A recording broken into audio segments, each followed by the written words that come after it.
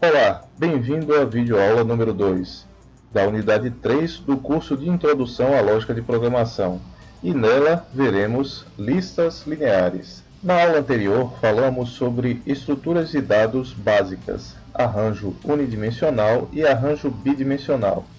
Nesta videoaula, veremos listas lineares. Como já foi dito na videoaula 1, para resolver um problema, é necessário elaborar uma abstração da realidade. Em seguida, escolhemos uma forma de representar esses dados. É por meio de uma lista que somos capazes de interligar elementos de um conjunto. Uma lista é um tipo de estrutura de dados que nos permite inserir, retirar e localizar itens. As listas são consideradas estruturas muito flexíveis, porque podem crescer ou diminuir de tamanho durante a execução de um programa.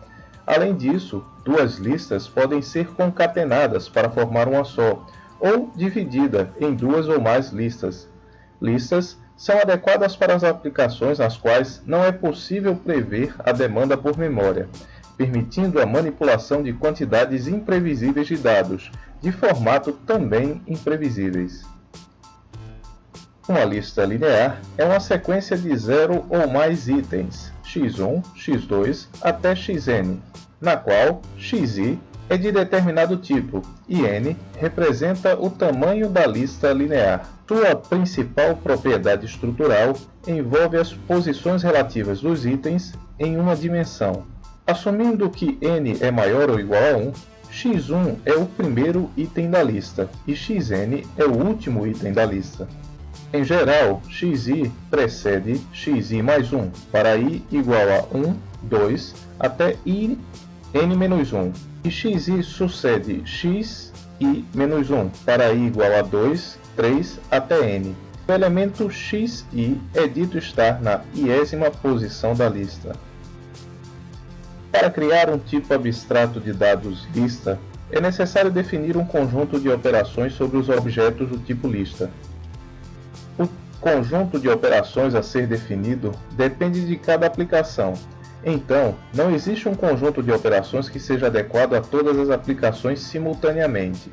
Mas, um conjunto de operações necessários para as diversas aplicações é o seguinte: criar uma lista vazia.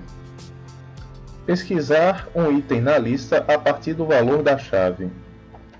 Inserir o item X após o último item da lista. Retirar um item da lista a partir do valor da chave. Retirar o primeiro item da lista. Retornar uma referência para o primeiro item da lista. Retornar uma referência para o próximo item da lista. Verificar se a lista está vazia. Essa operação retorna true se a lista estiver vazia, se não, retorna false. Imprimir os itens da lista na ordem de ocorrência. Duas maneiras de representar listas lineares são muito utilizadas. Uma é a de arranjos, comumente conhecidas como arrays, e a outra é a de estruturas de dados autorreferenciadas.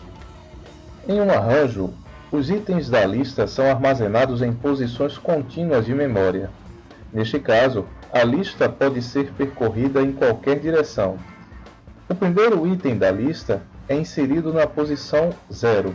O enésimo item da lista é inserido na penúltima posição do array, pois a última é reservada para indicar o fim do array, como também a última posição de memória é reservada para indicar o fim do último array.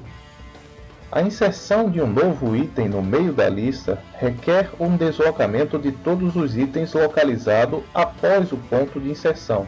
Da mesma forma, retirar um item do início da lista requer um deslocamento de itens para preencher o espaço vazio deixado. Em uma implementação de listas por meio de estruturas autorreferenciadas, cada item da lista contém a informação que é necessária para alcançar o próximo item. Esse tipo de implementação permite utilizar posições não contínuas de memória, sendo possível retirar e inserir elementos sem haver a necessidade de deslocar itens da lista. Observe que existe uma célula cabeça, referenciada pela variável lista, que aponta para a célula que contém x1. Apesar de a célula cabeça não conter informação, é conveniente fazê-la da mesma estrutura que uma célula qualquer, para simplificar as operações sobre a lista, como por exemplo, inserir um elemento na primeira posição da lista. Existe também no final uma referência nula, indicando o fim da lista. Em implementações que não existe a previsão sobre o crescimento da lista, é conveniente utilizar listas encadeadas, implementadas por meio de estruturas autorreferenciadas, porque, nesse caso, o tamanho máximo da lista não precisa ser definido a priori. Bem, é chegado ao final da videoaula, e nela vimos o tópico Listas Lineares. Na próxima videoaula, veremos pilhas e filas. Espero que tenha gostado e compreendido um pouco do assunto. Lembre-se que foram apresentados conceitos básicos e você deve pesquisar nos livros e na internet sobre este conteúdo. Além disso, conversar com seus colegas. Sucesso e até a próxima videoaula!